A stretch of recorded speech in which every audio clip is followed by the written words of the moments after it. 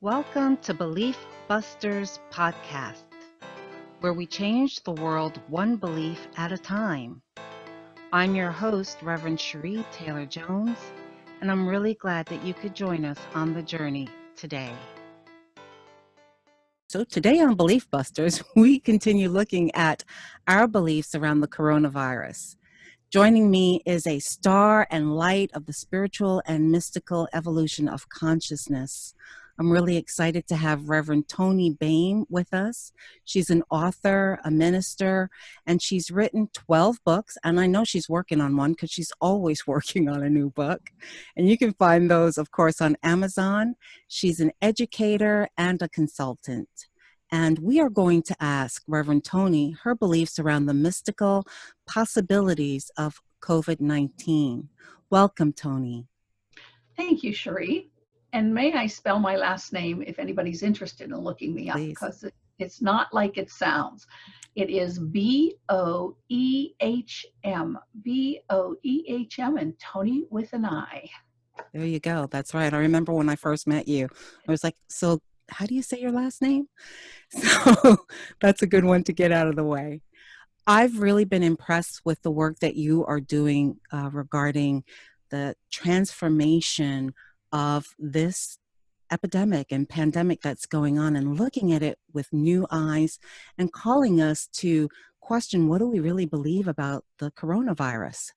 So after attending one of your classes, you used the phrase transformation initiated by choice when you were talking about the coronavirus.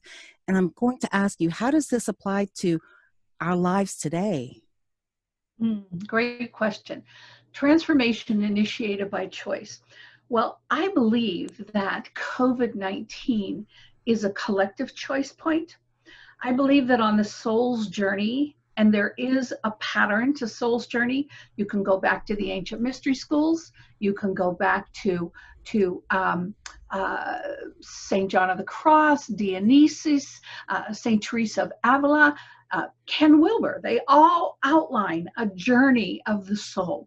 In today's contemporary Ken Wilber, they outline a journey of the soul. Charles Fillmore, co-founder of Unity, outlined 7 initiations that the soul goes through. I'm going to quickly just name them. And they're birth, baptism, wilderness, demonstration, then Gethsemane, crucifixion, resurrection, ascension, and those 2 go together to make the 7. So on that soul's journey, in order to move from one level of initiation to another, there are benchmarks. And those benchmarks get triggered when we are spiritually prepared, mentally, emotionally, physically. Now, Cherie, you know that for the last 150 years, we have been collectively calling in new thought, even new age, all of those dynamics have been collectively praying for a shift in consciousness. Yes. I actually started a class last year knowing something big was going to happen in 2020 because it was about clear vision. And little did I have, what did I think? I thought maybe it was going to be a rapture or something. There was going to be this moment where kind of like the walls in East Germany, they just fell down. Yes. And little did I know that it would take something like this as a dark night of the soul. So as we go through, so transformation is a choice. Somewhere we have created enough collective, I'm going to use the word karma, juju, energy, that we have mystically triggered this experience on a soul level, a collective soul level, in order that we might shift to the next phase of conscious evolution. Wow, that's powerful. Now, you mentioned the dark night of the soul. What is that? The dark night of the soul is so when those 7 initiations, 3 of them are deemed dark night of the soul, even though they come together as a package. And that starts with Gethsemane. You have to go through all of them, but and you will meet them. Life is an ever progressive upward spiral. So you're going to meet these things at different levels. Every time you pop to a new level, there'll be a whole new round of initiations. So the 3 levels of dark night of the soul are Gethsemane, crucifixion, and then the tomb, resurrection, ascension. Okay. So dark nights of the soul come when we are ready for major soul growth. And I've had three major dark nights of the soul in my life that have shifted my belief system and Mm-hmm. moved me into next levels of understanding. Mm-hmm. Now, we also have many little dark nights of the senses. That's kind of what the wilderness initiation is about, when you're changing a belief system. And so that's a changing the senses. So that's, but those, and remember, that always dark nights of the souls don't have to be triggered by something negative. It can be something positive, like people winning the lottery and not knowing how to handle all of that fame and Okay. money. Yep. But this Dark Night of the Soul started with an accident, however you want to believe, in the meat market or from the lab. Somebody broke a vow, walked out, whatever that belief is. I'm not putting any judgment or attachment to that. All right. But it started something that we have never experienced before, a planetary episode. A planetary episode, not just a few countries, because our world wars have been. And I want to go back as initiation. Think about the Civil War. The Right. Civil War was an initiation because what happened immediately in that time of the Civil War, new thought came around, new thought arose. So whether we saw it or not, mystically in the heavens, there was something going on because we were fighting for freedoms. Mm-hmm. And all of our wars have been in the name of Right. freedom, Right. whether that really happens or Yeah. not. Yes. On the lower levels, in the heavens, it's really expressing what I like to call freedom codes. It's letting another level of freedom codes, even though it isn't the total freedom we want, but life is an ever progressive upward spiral of conscious evolution. So the dark night is mystically triggered when we have enough people who are interested in change to move us to a new level. Well, how do we know? If you lift your eyes off of the fear, the anxiety, and start looking at what's going on, first of all, a dark night is a soul mandate. We all have them. There's not anybody who's alive who hasn't had a dark night of the soul. It's whether you recognize it or not. Ah. Well, that explains so much of my life. Exactly. Did you recognize it? Did you recognize Yes. it? I lived a dark night for 20 some years as I was growing up, and my mother was mentally ill. She was a paranoid schizophrenic, and it took me to the depths of darkness. People would say to me, "Oh, you're so pretty. Why don't you smile?" And my Mm. inner thought was, "I have nothing to smile about. Mm. Why would I smile?" Yep. Until I found new thought, and then the Yes. light started coming. But that dark night of the soul was part of my soul contract, and I see now it had nothing to do with my mother. She was like John. She was like Judas.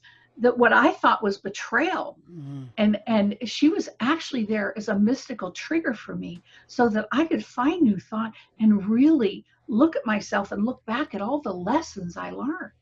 So these dark night of the souls come, they're a soul mandate, but they have parallelisms to them. There's a sense of powerlessness. There's a sense, I can't do anything about this, no matter what I want to do. I mean, I can take the outer measures, I can wear the gloves, I can wear the mask. I have no control over this. And Right. that's exactly why they come. Right. They come to break down all levels of control, because inherently within them, they have steps within them. They have the steps of a breaking down of all sense of control. But then it breaks down habits. Look at we've broken down our school systems. The kids aren't going to school Right. there. Now they're defining a new way of school across the nation Isn't for that amazing? possibilities. Yes. Yes. And our hospital systems, we saw how they break down. Our financial system started to break down. And so now people are going to go back to work, and it may be early. I don't know. My sense is that it's still early, and there's going to be a lot more chaos before there is any sense. So you have this dismantling, breaking down period that then leads to deep disintegration. I'm telling you, Cherie, we are still in these two stages. We will not be out of these stages for months. because the next stage is kind of once you get out of the whole breaking down, now you have to, because a new energies arise during these. You have to look at things during these stages. You have to look at, wow, what do I want to keep? What do I want to let go of? Yeah, during my dark nights as a soul, I've had to look several times that, oh, that can't be me. Oh no, Mm, no, that's not who I am. Yes, Toni, that is who you are. The yes. question is it who you want to remain? Right. Right. And that's the possibilities when we get to really challenge our belief systems. But I'm also sensing that there's this time here now where we're trying to hold on to whatever we perceive normal to be, and trying to force this normal. And I'm not sure that's going to work for us long term. It's not. We can't go back to normal. That is one thing about a dark night of the soul. There's no returning to normal. The, Say it any, again, sister. That's right. there is no returning to normal. Now, if you try and you put up resistance to try to go back to normal, and you start fighting, ooh, the universe is going to ratchet up the heat. And I found that in my own life. When I try to go against something that the universe is presenting to me, the heat gets so ratcheted up. If Yes. I'd have just listened in the first place, you know, Yes. and, and so once we move out of that breaking down and the dissolving disintegration, then we're going to move into a recalibration of a new norm. And that's going to take surrender. This is like our time in the tomb. It's going to Mm, take take just a surrendering and a regathering, and then we're going to move to what I like to call an embodiment, because in the tomb, as the master teacher, it doesn't matter what your belief system is. I'm just going to use the teachings of a master teacher to show that in the time of the tomb, it's a reflection of how we must take on the new energies that we have recalibrated within our system. So we take on these new energies, and they have to be cellularly embodied. You can't spiritually bypass, and you can't play mm, games. In fact, sister, mm. playtime's over. Yes. Yes. Playtime's over. We're in the big leagues now. And then after we embody, then like the master teacher, he resurrected, but he didn't leave. He walked for 40 days further, anchoring, embodying this energy until he could truly ascend. Then it was his. He had deep ownership, and he could ascend to a new level of consciousness. That's the mysticism of the story that master teacher left us. Buddha left us a story. All master teachers leave a story that is a narrative. I want to say a narrative, not a story. A narrative of how to grow spiritually. And so that's the narrative that Jesus left us, these 7 initiations. And So and and so go ahead. it sounds like for spiritual awakening, for spiritual transformation, there's no way around this. No, no, no matter how smart you are, no matter what kind of wizard you are, there is no way around this. You can't manipulate yourself out of this. You can follow the practices that are recommended, but this is a time for collective, and people are doing this. People are reflecting, wow, do I want to go back to work? Do I want to go back Hmm. into that rat race? How can I just, they're starting to ask deeper questions. People who haven't even had the spark of spiritual awakening that we all have within us are asking the deeper questions. Yes, yes, they are. I see that. So then, how do we be in this flow during this time? How do we make peace with where we are, knowing that this is for our soul's highest good, even when we can't see One, it sometimes? I know. And first of all, feel your feelings when they arise, but don't wallow in them, Mm, because if you wallow, they're going to take you into depression. They're going to take you to want to be drinking or drugging or other alternatives of. But when you stop and you say, okay, all right, I feel this feeling. I sense it. I sense the feeling. But I like to do it like this. You see, I go, this feeling is arising. This feeling is rising. And when I can just look at my hand and feel anxious, anxiety, see it out here, I don't have to be it. and it stops. It does something to the frontal lobe. It just halts everything, because now it's not me. I'm just sensing that it's arising. That's an amazing technique because it does. I like what you're saying is it stops us from owning it, embodying it, being only it.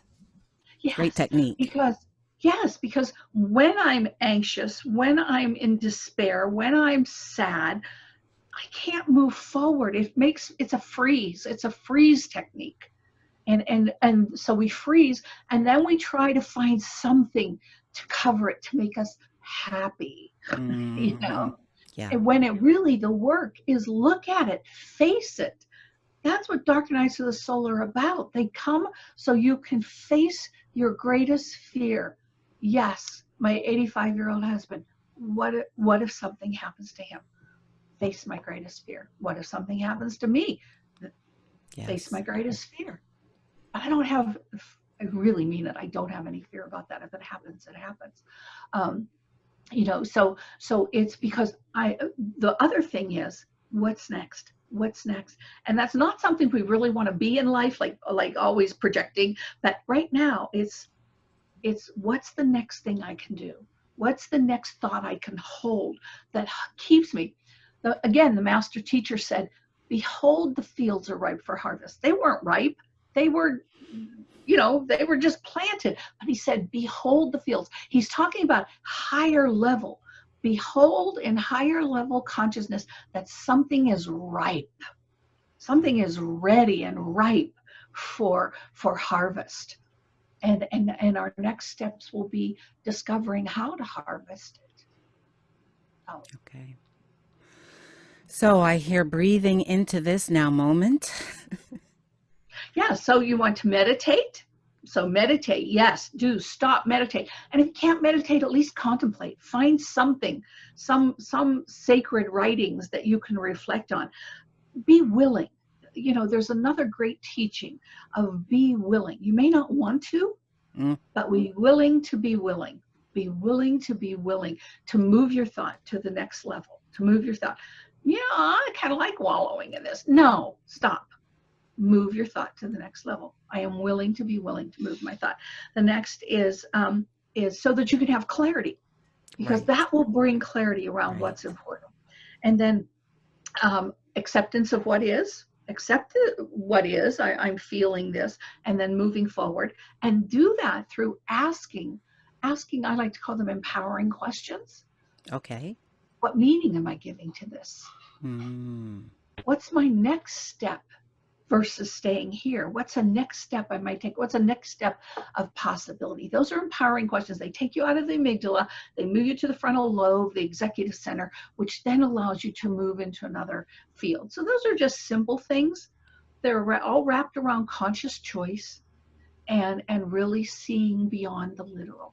Seeing beyond the literal. And what we know is that in New Thought teachings, the whole work is looking at things metaphysically beyond the physical. So this is no time to get stuck in the physical. there you This is go. the time to be in the transformation of choice, Yes. to transform by choice. Yes. Perfect ending. Toni, this has really been very helpful for me. I know it will be helpful for our listeners. And I know you're doing other classes. How do people stay in contact with you? What's going on? Tell us a little bit of that. All right, two things. You can contact me through email, and that is B as in boy, Toni, Toni, 33 at yahoo.com. So B Toni 33 at yahoo.com. And well, that's the way to contact me, or Okay. my website, www.toniboehm.com. So Okay. that's another one. um, and I do have a class starting next Tuesday. It's an advanced consciousness class, and it's mysticism. It's called Mysticism and Advanced Consciousness, because we're really going to be training into lifting our eyes, lifting our eyes, lifting our eyes. The cost was $333 for this 12 weeks, and a benevolent benefactor came through, and the cost is now $144 for Super. this, yeah, this 12 weeks of study. And we're really, I'm just going to put this out there as my intention. I really would like to have people who are ready for the next step. Not that we have to, I want people who are ready for the next step. People who Really are have willing some, to be yeah, willing. willing to be willing, exactly, because we're going to be going through um, uh, such mystery and mysticism of and next levels of what is energy, vibration, and frequency. What are dimensions? How do they work in our lives? And you have to have a capacity of being open to those things to really move to those next levels. We're going to learn about the difference between invocations and commands and decrees versus affirmations and things like that. Awesome. So So that's May 12th, May 12th, Tuesday, 2020. May 12th, it starts via Zoom, but I need to have everybody enrolled before then. Okay. And that's btony33@yahoo.com. Thank you, darling. Thank you for joining us on this exploration of belief systems. I hope this gives you permission to change your beliefs and subsequently the world. Make sure you subscribe to this podcast and leave a review wherever you listen. You can reach me at preachitsister.com, where you'll find more resources on this subject. You can book me for a private coaching session to assess your own beliefs. You could even become a guest on this podcast. Or, if you want more info on my book, Turning Your Why into Why Not, you can find it there as well. See you on the flip side.